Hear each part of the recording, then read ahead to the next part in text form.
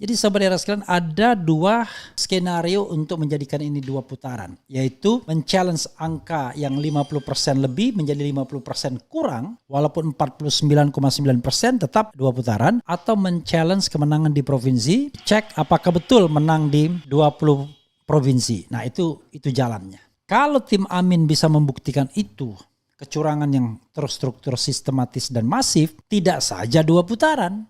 Tetap sih dua putaran mungkin, yaitu antara Amin dan Ganjar Mahfud, dan pasangan Pragib bakal bisa didiskualifikasi.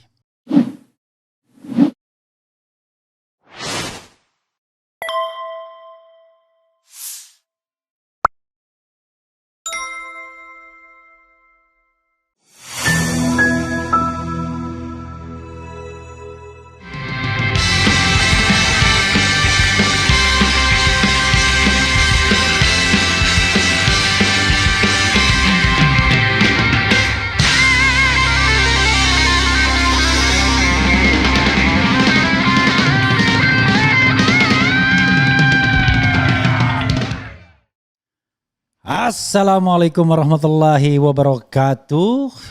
Sobat RH sekalian, jumpa lagi kita di channel yang keren ini. Keren cadas.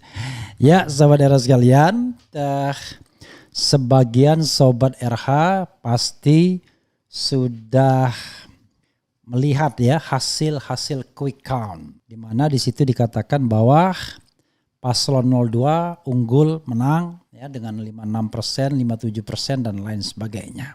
Oke, tetapi yang jelas ya ada beberapa hal yang ingin saya sampaikan secara serius sobat era sekalian, dan juga membuat tim Amin jangan berkecil hati dulu.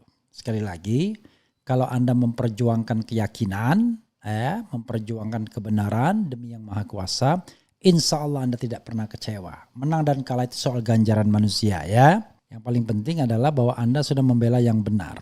Nah, kalau kita lihat pasal 6A ya konstitusi, maka kemenangan itu adalah sebagai berikut.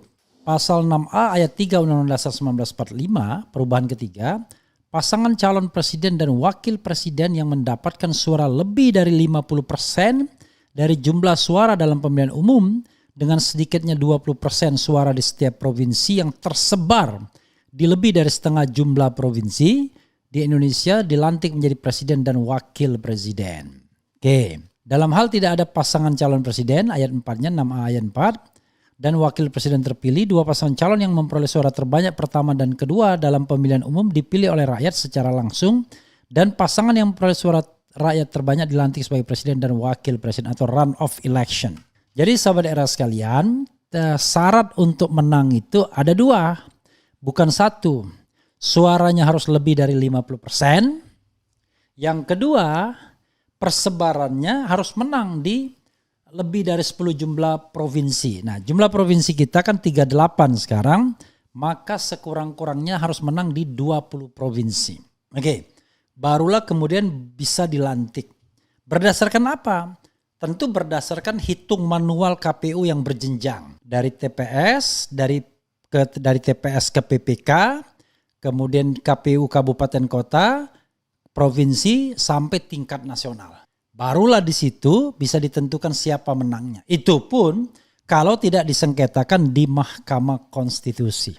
Oke, itu satu. Dan pasal ini kemudian diulangi lagi di dalam Undang-Undang Pemilu ya.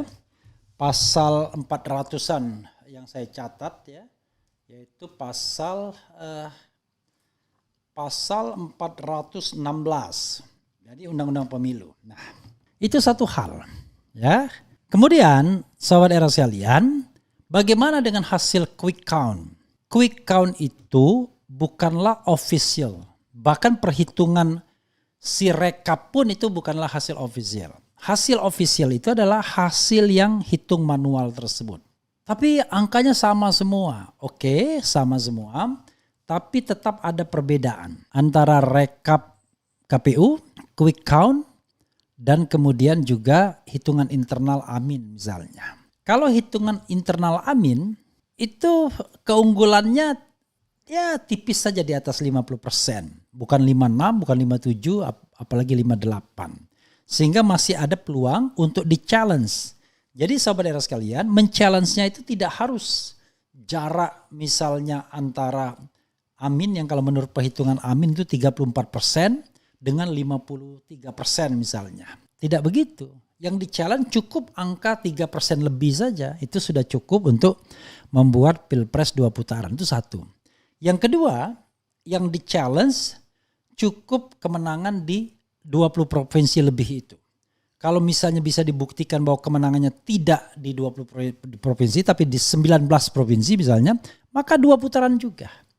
Jadi sahabat daerah sekalian, ada 2 skenario untuk menjadikan ini 2 putaran, yaitu men-challenge angka yang 50% lebih menjadi 50% kurang, walaupun 49,9% tetap 2 putaran, atau men-challenge kemenangan di provinsi, dicek apakah betul menang di 20 provinsi. Nah itu jalannya.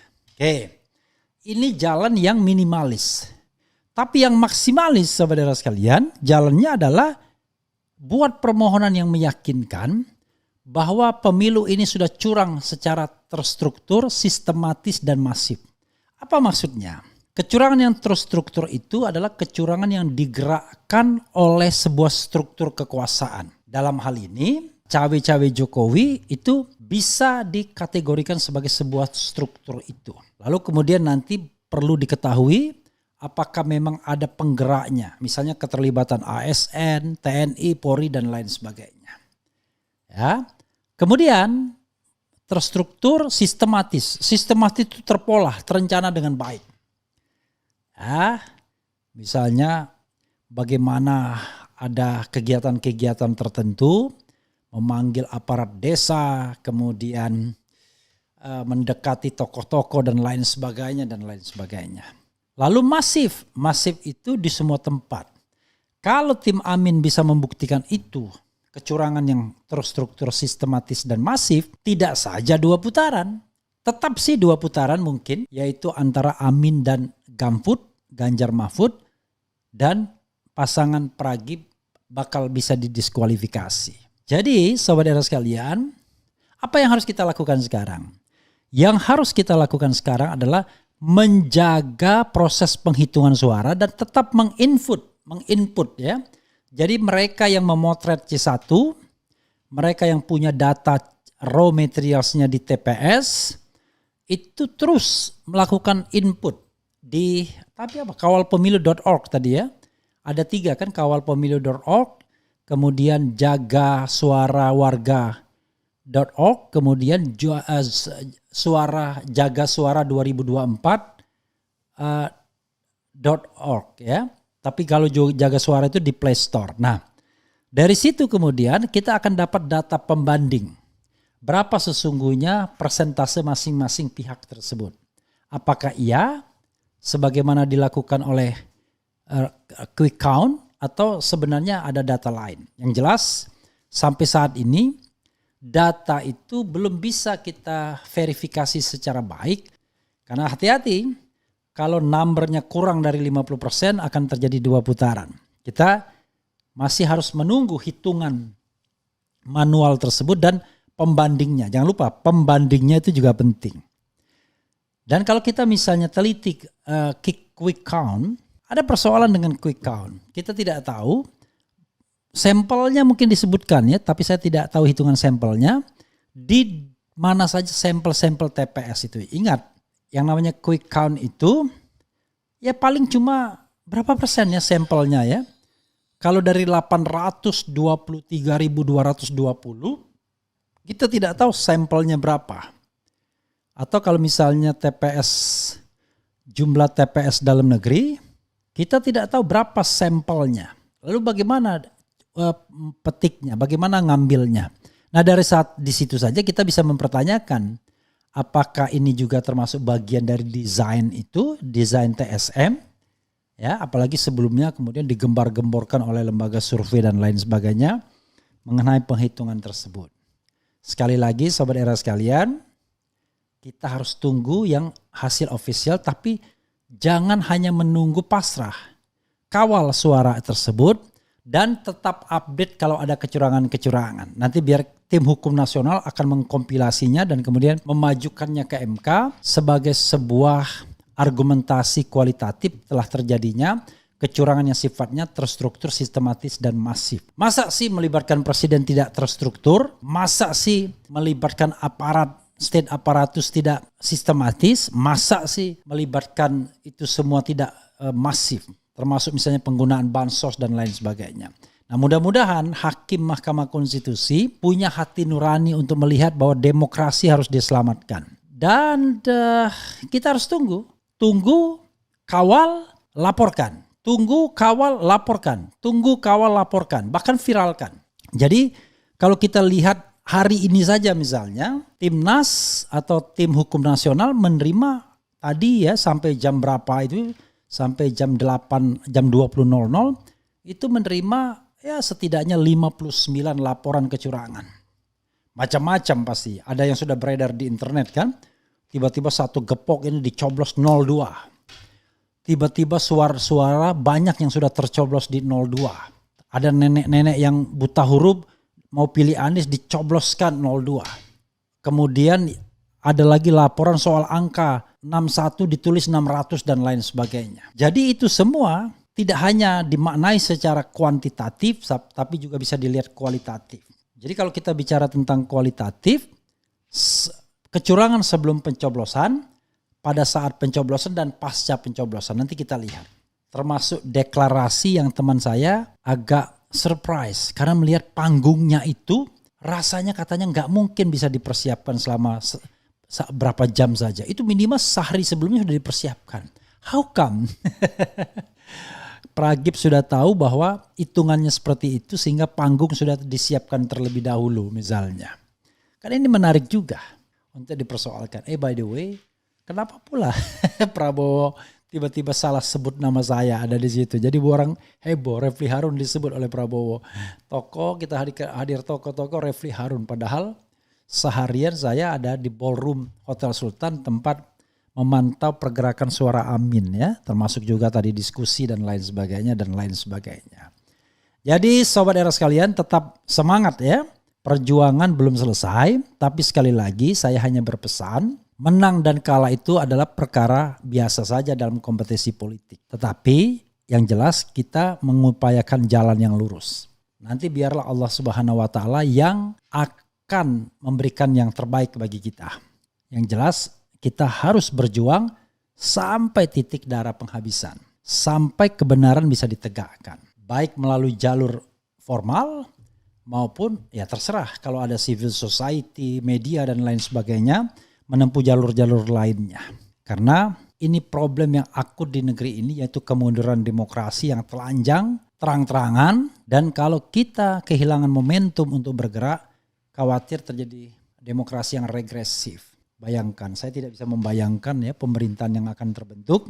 Kalau seandainya dia anti demokrasi, kerjanya nangkap orang dan lain sebagainya. Maka apa bedanya aktivis-aktivis yang merapat ke sana terhadap perjuangan mereka di masa lalu. Sehingga mereka mengorbankan banyak hal ya. Oke. Dan tim Amin sudah mengatakan tidak ada kata selamat dulu. Tidak ada kata menyerah dulu. Tidak ada kata yang seolah-olah bahwa perjuangan sudah berakhir. Belum. Penghitungan harus tetap dikawal. Ya semangat di lapangan. Tetap kawal penghitungan suara tersebut. Karena beberapa tempat di Jakarta, wah ini Amin menang. Tapi kalau di daerah lain sebaliknya kita juga bingung. Ada juga satu keanehan misalnya. Kenapa TikTok tiba-tiba tidak jalan kemarin malam. Sehari sebelum pemilihan. Enggak jalan TikTok. Kemudian kalau kita lihat misalnya PDIP tetap menang. Dengan walaupun belasan persen juga. Tapi suara Ganjar melorot jauh. How come? Bagaimana kita menjelaskan? Apakah pemilih PDIP tidak memilih Ganjar Pranowo? Itu juga harus kita lihat ya. Nah, mudah-mudahan nanti tim 01 dan 03 ini bisa dalam tanda kutip berkolaborasi menemukan kebenaran. Sekali lagi menemukan kebenaran. Karena saya sudah mengatakan negeri ini tidak akan menjadi negeri yang baldatun toyibatun warabun ghafur kalau pemimpinnya menang dengan cara curang. Perhatikan kata-kata saya. Tidak akan menjadi negeri yang gemar Pahlaw Jinawi kalau pemimpinnya menang dengan cara curang. Itu yang saya yakini. Ya. Tapi kalau pemimpinnya memang pemimpin yang dipilih rakyat, yang disenangi rakyat, memilih bukan karena money politics misalnya, insya Allah negeri ini akan menjadi negeri yang baik. Oke. Kita lihat ke depan ya. Saya selalu optimis bahwa Allah Subhanahu wa taala akan memberikan jalan yang terbaik bagi republik ini. Karena kita the largest Muslim population in the world. Malu kita kalau tidak bisa menjadi contoh negara yang baik. Mengedepankan adab, sopan santun, ketaatan pada hukum, anti korupsi, anti suap dan lain sebagainya dan lain sebagainya. Sobat semuanya, alhamdulillahirabbil alamin semuanya ya. Oke, sekali lagi, kalau ditemukan sebuah kecurangan yang terstruktur sistematis dan masif, diskualifikasi bisa jalan. Kalau kemudian suaranya ternyata yang 20% tersebut salah hitung, keliru hitung, maka bukan bisa didiskualifikasi, tetapi at least akan diperintahkan untuk 2 putaran atau diulang di tempat-tempat tertentu dengan pengawasan yang ketat. Bagaimana proses pemilihannya sehingga apakah nanti akan menentukan kemenangan atau 2 putaran tersebut. Yang penting adalah tim hukum harus bekerja keras mulai hari ini. Katanya sudah dari kemarin-kemarin, insya Allah. Dan itu penting ya. Itu saja saudara sekalian. Wassalamualaikum warahmatullahi wabarakatuh. Tetap semangat. Cheers.